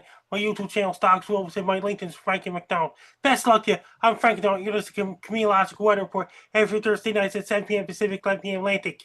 And I'm Joey Olney. You've been hearing us on C for 88.7 FM, Prince George, CKUW 95.9 Winnipeg, CFBX 92.5 Winnipeg, and CHLS 100.5 in Lillooet. That's right. And we've had with us tonight Brandon Houck, Mark Ingalls, of course, Ryan Vadalainen, Karen Richards was here briefly, Hilding Donaldson, of course, on the list tonight, Frankie McDonald, the man. Did I miss anybody? I hope not. That's the show, though. That's the show. We're going to keep going on the live stream here on Joey Only Caribbean Weather Dude YouTube channel. And of course, the radio show can also be found on Spotify and Apple Play and all these various podcasting platforms. Mark puts the show up every week for you. So Imogen must be busy lately. Imogen is very busy. The Art Farm party is going on. That's the show, Frankie. That's the radio show, at least. That's the show. That's the radio show. Okay. All right, Ryan. What do we got here? You got more nader video for us? Well, no more naders, but we have some beautiful supercells and some fun video here. So this is from probably about 100 kilometers away from the cell, and we thought, oh my goodness, we're never going to make it. This is the cell that was over Redverse, Saskatchewan. So that's to the southeast of Regina. We could see the storm developing when we were we were still halfway between Regina and Saskatoon. And for those that have never been to Saskatchewan, you think that these storms look close. And then you realize that they're halfway across the province. They're really that far. Well, there's like 200 kilometers between Regina and Saskatoon or something, isn't there? Yes, there is. And this was another 150 kilometers away. So, yeah, you can see these things from very far and you're like, oh, I'll be there in 30 minutes. Because usually when you see a storm around Vancouver, you're like, oh yeah, you'll be there in 30 minutes. There, it takes you 2 hours to get there, if not more, especially if they're moving away from you. This is what we're getting a little bit of perspective, a little bit closer as we were making our way to this storm, which was pretty incredible already then.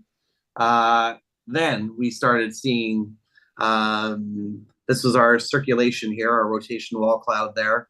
Got a bit of a photo. I always like to take a screen grab of our radar to kind of remember what the radar looked like. Here you can actually see the hook in the radar grab here. And I always say it kind of looks like an eagle. If it looks like an eagle that's getting ready to fly, you may be getting ready to fly yourself. And yeah, there was lots of fun spinning on this one.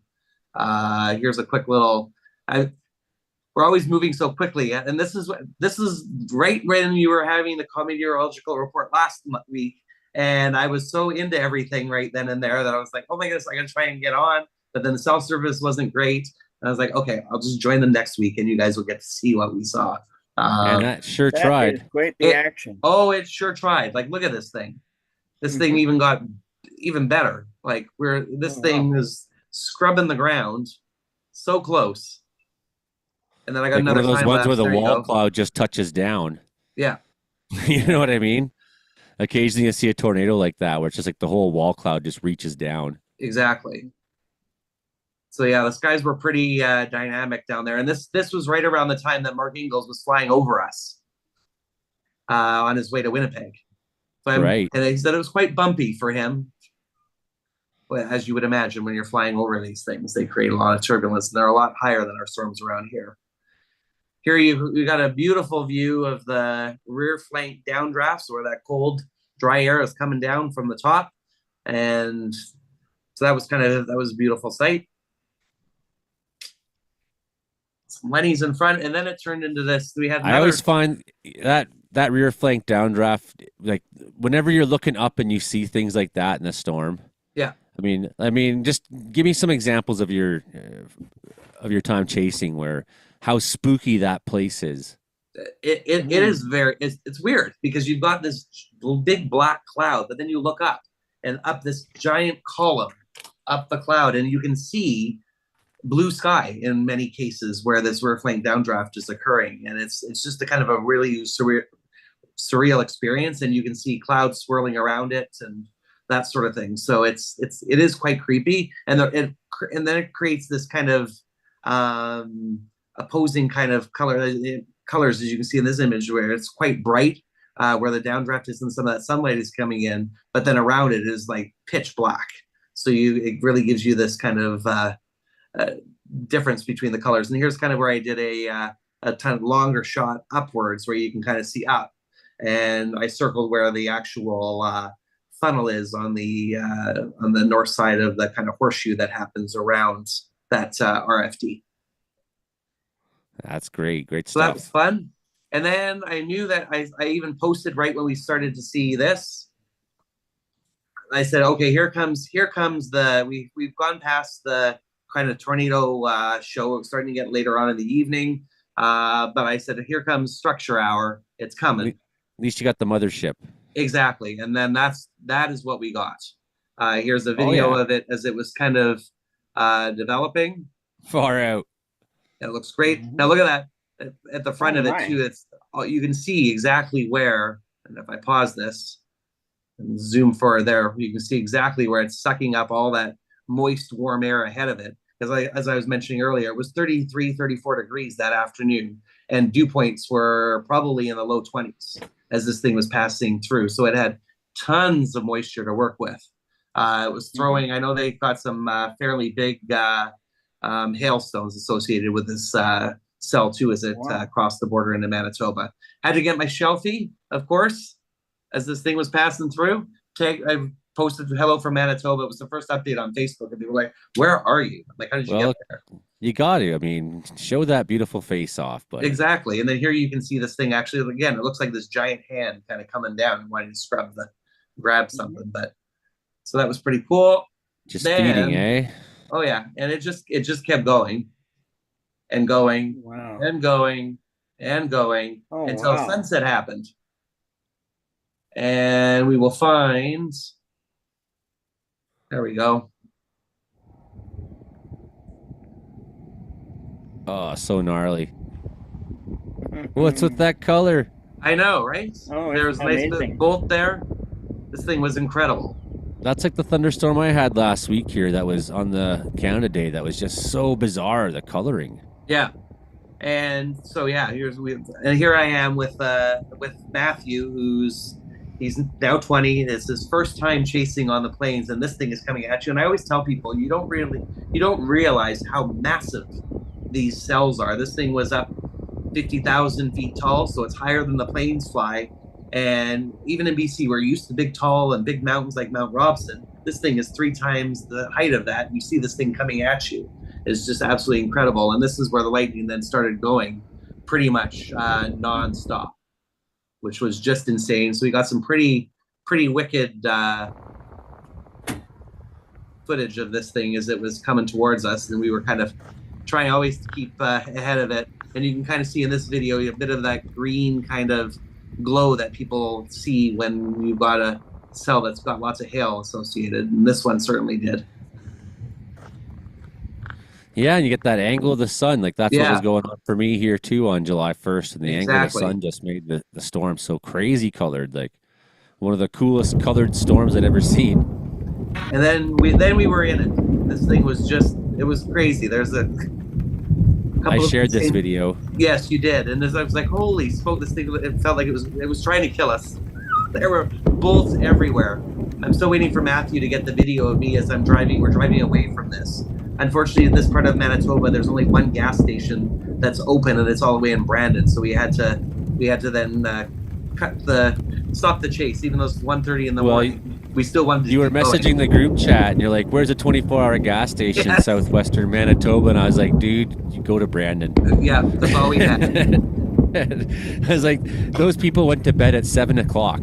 Yes. Well, they weren't sleeping then. That's for sure. But I was saying, no, we didn't want to stop. But are we glad we did? Because this happened. I've only seen this once. A good thunderstorm going on with Northern Lights. Yes. That is was totally epic. This was it was insane. Here we have Aurora. It's like glowing. The moisture too is glowing off. Yeah, exactly. And here we got the thunderstorm that we were in, and it passed us to the right. It was just it was an incredible scene to have happen. There's another kind of video. We have a couple of 3 or 4 pillars going on there as well. So oh yeah, it was like, holy smoke, what just happened? We had this beautiful supercell almost producing a tornado. Then we had this amazing structure with a sunset. Then we had this. Our mind was blown. But just when we didn't think we could do enough, we went stateside. We waved at Ingalls, at Mark. We waited all the way to Minnesota in 3 days and waved at him. And we were following some weather. It wasn't very exciting. We're like, okay, well, this is boring. This is what we've got. If we were in Vancouver, we'd be going nuts about this, this is insane. But yeah, there were some storms going on. There was a bit of flooding. But then it went outflow dominant, and then everything pushed ahead within 15 minutes, 100 to 150 kilometers ahead of us. We were like, there's no way we're catching up to this. We're going to end up in the Great Lakes. So that's not happening. So we turned around. We're making our way back to Manitoba, and then this thing popped up. Literally just crossing the border near North Portal, North Dakota, and we got this. So we weren't complaining anymore and we weren't disappointed that we had to stop and turn around, because this thing was just as amazing as anything else we had seen. Oh man! Again, the low. Again, I know it was 2 days in a row. We were like, this can't be happening again, and it did. It was an amazing moment once again. And then I got, I think, my favorite shot of the trip. Wait for it to down. There we go. Now it's crisper. This thing where you can see the rain, you got the sunset. It was just, and it came out of nowhere, and it just like stacks of cakes. Yes, everywhere. And it was beautiful. So I was like, holy smoke. And my friend of mine, I was FaceTiming him while this was happening. He's like, are you on a green screen? Where are you? I'm like, no, this is live. And I went and panned a bit so he could actually see, because he didn't believe me that this was actually going on. So that was fun. And then we got some more Aurora. I met up with Jenny Hagen. We went and we actually got jealous foreground shots. Yeah, there we go. With some Aurora with a grain elevator, which they're becoming slowly disappearing off the prairies, unfortunately. So had to get one of those iconic shots while we could. So it was pretty cool to get to do that too. And my favorite shot there. Then we made our way home. We were making our way home. We got more. We did another storm chase, another day in Saskatchewan. We didn't get any. We got some fun photos. There's another wall cloud here in this one, bit of a shelf. Nothing too exciting after our other amazing stuff. But at the very end, we were treated to this. So weren't complaining about that either. Yeah, nice end day. Yeah, nice way to end the day. Made our way back to Swift Current after that, and then got some other photos. Showed them a bit of the prairies. Stopped at the world's smallest church, where they can they have a congregation of 10,000, but they seat them 6 at a time. Yeah. According to that, went and checked out the Badlands during the daytime, and then got some of those iconic prairie shots, like this one with the canola fields, which for those that don't know, actually help and aid in the formation of thunderstorms through evapotranspiration, a fancy term for meaning plants that are letting off water vapor. So as they let out that water vapor, they moisten the atmosphere and help create storms. So that's what Brian McKillican was saying when I was watching storms last year, July, south of Quesnel, and I just happened to run into my buddy Brian McKillican, who Hilding knows very well, and he was haying, and he was asking that. He said, because we just got this window, we know that the weather's changing, so everybody's haying right now. Everybody. He said, how does that contribute? And I said, it obviously would, with all that hay drying, add a little bit more moisture to the system. There's absolutely no doubt. So in similar ways, like the removal of the crop too could, as it's sitting there drying, right? No, certainly. And I'm just realizing this photo that I took actually has a bird in it. I didn't realize. Oh yeah, there's a hawk right there. Yeah, flying through. Kind of looks like a looks like a spot near Vulcan. I took some pictures at once. Yeah, the lightning, that crazy lightning show in Brandon.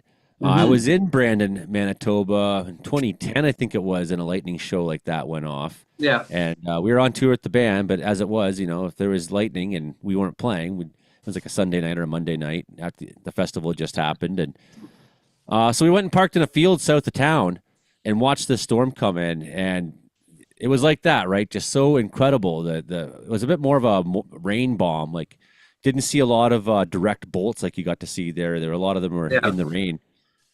But the next day, we're like driving across the prairie, trying to get, head west to go for our next gigs. And all of our heads were just throbbing from having sat there. The flashing, how intense the flashing was. And I've seen that fairly frequently growing up in Ontario because storms come off the Great Lakes supercharged. Very electric, but only twice in the prairies have I seen that much lightning. It was Clear Lake, Manitoba was the other time. Nice.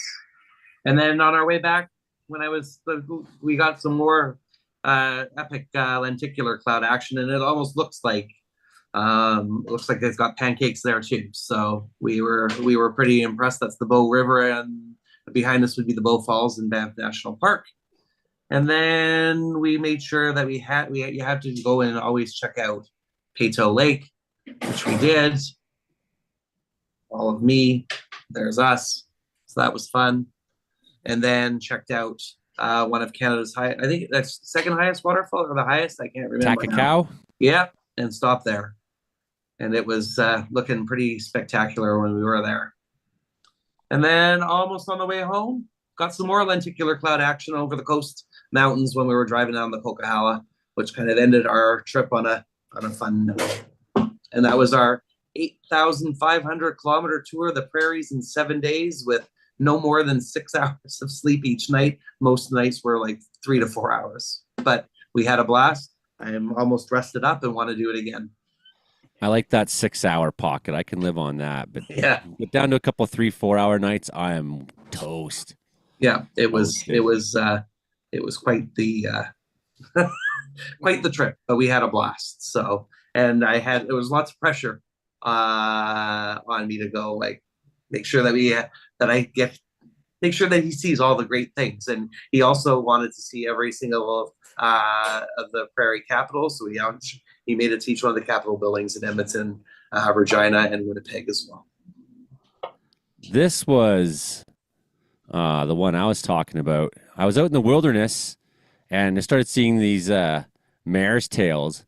So I was like about 90 kilometers into the wilderness from here. And I was like, kids, when we get home, I bet you all hell's going to break loose. And there was actually a tornado warning in Prince George this night. I'm not sure why that was warned, to be honest, but yes. Well, I got video from people that were, Tyler, who's here, who's playing bass in the new band with me. Nice. He was there and sending me pictures, and I was like, holy cow. Like, it was a very aggressive supercell, and it was definitely rotating. I think there was good reason for it. And in the background here, unfortunately, by the time I realized it was going on, I was like, there's no way I'm going to get it. But I have a feeling a tornado might have happened quite possibly back in here behind us in Wells. I watched the way that thing swirled through, and I was just need a drone. I have one. Well, but even then, check it out. Even then, the chance that this is near any one of the access roads is pretty slight, and then how far can my drone fly before it's like lost contact? But yeah, it was incredible. The base lowered down. I could totally see the whole friggin' wall cloud rotating. And at the same time, Prince George is getting its tornado warnings. I was like, man, this is going off. But check this coloration. The sun hitting it. We had here. This was a pretty neat coloration. It was a very light pink. Let's sit here. Very purplish. Well, we can. Whoa, look at. Yeah, look at the crazy colors. Love it. You can see it even better in the camera. Crazy it's like that alpenglow, but it's on the cloud instead of on the mountain. Look at that. Wow, see that? See, you need to get a grab. Nuts. Oh, there we go. Look at these crazy colors, man. That's so freaking wild. Yeah, it was pretty neat. Yeah, I was seeing stuff I like don't that think I've ever seen anything on quite like Friday that. up at That's so Smithers. trippy. I've definitely seen like thunderstorms that were very orangey at Bonkers. sunset and whatnot, but that pink I thought was Look at that pink coloration in the clouds. just hanging there off that precipitation base. It was Wow. Get that next shot of lightning again. Whoa. that was a really neat one. There's some really epic bolts in there. Epic. Whoa. But we haven't had much for storms since in the Caribou, man. Like we had this severe warning on Tuesday night that didn't surprise me, even though models weren't really showing. That's some serious cloud to ground lightning. Showing much for thunderstorms in the Caribou. I just kind of had this feeling. I was like, well, how can you have that much moisture coming through and not have, with all that heat to the south of us, not have something somewhere erupt off? So there's a series of storms, but they didn't produce that much lightning, comparatively. Keep walking in. And I didn't bother doing much to go after them. Yeah, well, it's so I mean, a lot of still stuff right here, now if 'cause it's in certain locations, there's just no way I can get to it fast enough to get happening. a film of it. All the air You have is to be going- there ahead of time. The joys of bottom storm of these chasing in clouds British right now. Columbia. Yeah, well, I mean, I'm basically a storm chaser of a kind that nobody is stupid enough to Hard to do. capture everything. Yeah. Like, do you know any mountain storm chasers? It's like I'm the only guy who's like parked on top of a mountain watching a thunderstorm half the time. Yeah. Yeah. When you're in Vancouver, you have to do much the same. So I get it. We're deprived down here, so we need to try and do whatever we can to find them. Because Well, they I don't sit come in into the- the valley. I sit in the valley and it just hits the mountaintops around here, right? Yep. So then eventually I was like, well, I'm just gonna go park on the mountaintops, and then sometimes the lightning comes down, like because you're on the mountaintop. So it's like, don't get get out it. of the truck. Don't get out. No, that was me in the car in Manitoba. Don't get out of the truck. Don't get out Yeah. of the truck. You're sitting here and not even touch the car. You're like taking video, Yeah. holding your hand up because Your phone, you're inside the window with the thing there. Yes. Yep. Yeah, touch nothing. Don't trust it. I've been jolted too many times. I don't. I know better. I get it. Yeah, I know better. But that's an epic trip you had, man. I'm really jealous that it's been a while since I've had a good prairie storm chasing. I mean, I think the last time I was out gigging in the prairies was 2017. So it's been a while since I've chased a storm there. Get you out next year. We'll pick you Yeah, up. We drove almost right past you. We went up to fucking love Yellowhead. that. Especially when they're June ones. I'm hardly ever on a fire call. Like, Yeah. there's just too much rain going on in June. It's like, man, that's a time I could go. And then, I know my one buddy was saying, hey, we're heading on out there. Joshua Palmer, he's an epic photographer. He likes to I get know lightning. Joshua. He likes to get lightning. That's his thing, right? He's great at it too. He's probably the best in Canada I know of. Like, who's Well, getting better lightning shots? He's getting great. Kyle Britton is pretty epic with his lightning shots when he gets them.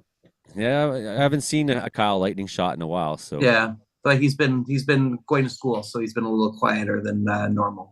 well, that's okay. There you go, then, right? Yeah. So, like, as far as anybody I know who's out taking photos of lightning, like, Yeah, his are pretty epic. Josh is every year scores a number that are like off the charts. There's one that's on my computer as my desktop. He had for quite a while, and it was on there for quite a while, and it's taken from those storms last fall. I want to say they were happening near Vancouver and Vancouver Island. No, he got them. That was in March this year. Was it in March? Yes, that was when they had the 5% risk down in Seattle, and everybody was Right. going haywire over the tornado risk down there in hail, and none of it actually happened. Yeah. Then it came across. They came across the Juan de Fuca Strait from the Olympics because a bunch of cells developed there, and That's he correct. captured them before they died. Yeah. So you got that one, and it's like this chain lightning, like the whole screen Yeah. is just bolts coming down. Yeah. like what? He's like, yeah, it's like a 4-second exposure or something. I'm like, whoa. Yeah. Well, I was You know, coming through from Houston to Burns Lake this week on Wednesday, and if I'd have had I wished I'd had the time, but I was going for the ferry, and right in front of me as I'm coming down the valley between Houston and Topley, there were two separate rainbows. Like there were two different distinct places where it must have been raining and the sun shining through them down the valley at the same time. And in between them, there was this big thundercloud, and there was lightning striking down the middle in between these two rainbows. And you couldn't stop? Well, I was going for a ferry. There was only like a few places where you can stop along the road there because it's pretty narrow, and I didn't have time. Oh, that would that. Oh, I wish Otherwise, they it pains got me to hear this, Hilding. It otherwise pains you're me to stuck hear on the this. wrong side of Francois Lake all night. Yeah, yeah. It's like I'm going for the last ferry, and I have to get there, or I end up sleeping in my truck, which I cannot stretch out in a Ford Ranger pickup. Fair enough. No, it's a pretty small truck. There's no possible way that I can stretch out inside that cab, corner to corner. But then you're resting on the gear shift in the middle. Yeah, you're like We've sardine been in sure there. getting ripped off on thunderstorms, I think, this year. Yeah. Here, we've had a couple good ones in the area, but I've been poor this spring, and I've like there was one in Quesnel a couple weeks ago that just went off the charts, and I just couldn't stay out, and it's like Yeah.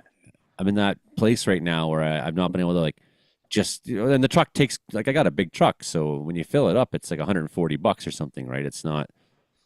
Yeah. Yeah. That's it. Even the prairies, though, this year have not been, with all the rain that they've had. I was hopeful that they would have more storms than they've actually had. Like, I was surprised that I had to drive all the way to southeast Saskatchewan to get some of these storms, but here we are. Because after all that rain a couple of weeks ago, I thought, oh, Alberta's gonna be lit, but nope. Still a couple going on out there tonight, right now. I can pull up the radar real quick and have a look here while we're still on. So Crystal City. That whole southeast part of Saskatchewan and southwest Manitoba has just been blasted the past 10 days, just nonstop there around that area. I think statistically that's a place you want to go. Yep. And that's that's where I was. As well as the Edmonton Jasper corridor can be pretty electric. But I think for tornado chasing, this area is so nice and dry still too that you get a lot more rain-free base, kind of storms that are a little more picturesque or less obscured by heavy precipitation. I mean, look at these guys. Their precipitation cores are not very big. Yeah, that was a very different story last week when we were there. It was a whole mesoscale convective system at that point that we had. So right in that exact area, well, just to the south of Brandon. So it would have been that whole area there was just epic lightning. Yeah, you were somewhere around Minto or Boise. That video is actually from Minto that I showed with all those lightning. It was right there, and then we blasted north afterwards to get gas in Brandon, and then got the Aurora just off the Trans-Canada Highway to the west of Brandon.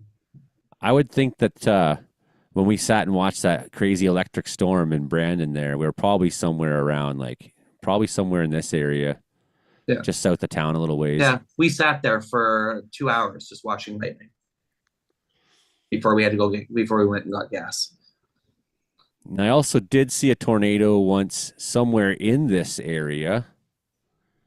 Going back 2008, I would have to say. Let's see, we're probably around Portage. So, yeah, it'd probably be somewhere in here that was going on. Yeah. It was like one of those ones where you could see it from a long ways away. And I won the bet. And I was telling this story today because we were with Bob Wayne and the Outlaw Carnies. And Bob Wayne, he's the best friend of Hank Williams III. And so, they're outlaw country badasses, right? So, Bob Wayne came up and we did 16 shows in Western Canada together. And we're driving through, and as we're driving through Saskatchewan that day, I felt like we're coming in behind something, or I was like, yeah, I have a feeling that something tornadic is going on up there today, and then it's all the Americans are laughing at us in the big van. Tornado! He said tornado in Canada.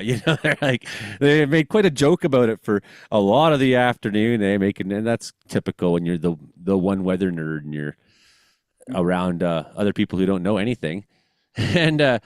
Bob's got a new album dropping, by the way. Bob Wayne and the Outlaw Carnies. Good stuff. I'm a huge fan. So, Bob, we're coming through. We come through the line of storms, although where we were, it was kind of a non-event. There's the action was sort of down here, sort of thing. And we get somewhere near Portage, and look back. I'm like, hey, what's that? Stop the vehicle. We stop and get out, and clearly there's a tornado on the ground in the distance, right? And I'm like, there you go, Bob. There's tornado. He's like, that's not a tornado. No, he's going on like this, say that can't be, and So, sure, man, fine. You think what you want. That's clearly a tornado. And the guys in my band, they're like, it was like one of those 12-seat vans. So we had 8 of us or something like that. And the guys in our band are like laughing, like, oh, trust me, that's Joey says it's a tornado. It's a tornado, blah blah blah. So we get to Winnipeg that night, and we're playing at the Royal Albert, and the booking agent there, Sam, he's also like the road manager for Propagandy. We walk into the Royal Albert, and the first thing Sam says, "Oh, good to see you. Glad you made it through. Did you get through those tornadoes okay?" And then you just see Bob's jaw drop. Like, he's like, and, that was like kind of the joke he was saying for like days after. I can't believe I had to go to Canada to see a tornado. Never seen one before, right? Oh my! They don't get tornadoes in Canada. He just kept saying stuff like that all day. You gotta write a song about that now, Joey. Till Sam said that he's like, wow, it was a tornado. That thing's probably got a nice little wall cloud associated. Now I'm seeing a bit of a hook there. Mm-hmm. I wonder if we can get a better radar shot now. Which one are you on? You can try go south to North Dakota. Yeah, I don't know. Just looks like gobbledygook. Yeah, there's rotation in there though. You can see it on that radar too. Oh yeah. I think that's our best shot. Yeah, there you go. There's a bit of lightning in there. Somewhere in there, eh? Yepers. Yep. Possibly inflow. Who do we have on this thing? Yeah, oh, look at that. I know some people on there. We've got Corey Penner's on it. Jay Somewhere in Leptic. there, your rear flank downdraft, somewhere like that, you'd think? Yep. Which means your nader's somewhere in there. If there's one. There's not in this case. But maybe it'll spin up into something again still, and you never know. That's pretty deep in there. Yeah, you never know. No updates from the two that are closest to it right now. Still 60 decibels. Although it's giving ping pong ball sized tail. Bigger than a toonie. That's believable. Yeah, 69, 65 decibels, 60 decibels, 60.5. Okay, yeah. Something's meaty in there. Yep. Well, I guess we've been 2 hours on the go now, and well, I got something to tell you yet, Joey. Oh, do you? Good. I met another one of our outlaw country songwriters this weekend. Oh? Connie Caldor. You ever heard of her? No. And her and her husband and her son have a outlaw country band in Saskatchewan. And she just put out a CD, and I just got it. It's amazing. Her one song, she's a real comedian type of person, too. She tells a bunch of comedian stuff before every song on stage. But she wrote a song, it's called Cowboys Still Live in Saskatchewan. And it is hilarious. Outlaw country, but has her kid in it. That's Yeah. new. But I guess in her- Saskatchewan, you're like just so hurting for anybody who could be a musician. You're like, well, Yeah. I just got to make musicians. Her son is a top violinist, and her husband is a guitarist. And she's a great big woman, and just about in her 50s. And just hilarious. But it's on YouTube. You look it up. Cowboys Still Live in Saskatchewan by Connie Caldor. You'll love it. I'll look it up too. Mhm. Alrighty. My food is sitting out on a plate now waiting for me, apparently. So I am going to go. But thank you again for having me as usual. Yeah, well, you better go show some thanks for that. Certainly. Yeah, they make you a supper. You better not just let it sit there. Get I cold. know exactly. As I stall you longer. Right. Alrighty. Well, thank you guys. Well, I think that's the show. Have a Yeah. good one. Thanks everybody for watching. Thanks Ryan. Thanks. We'll try to come up with some new forecasts in the morning for BC, and let's see. We get the latest model updates in the morning on what's going to happen this weekend, and hoping to see an increase in thunderstorm activity in the Caribou. Yep. I'm tired of getting ripped off. This It's has been nice going and on wet too there long. too right now, so it's okay. It's okay right now. Yeah, well, not just that, but it's wet enough that there's some fuel. There's something that can drink from. It's when the ground is pretty parched, it's a little bit harder for storms to And no find forest some fire energy. fuel, although you want some of just a little. Just 2 calls so I can have EI. Yeah, exactly. Yeah. That's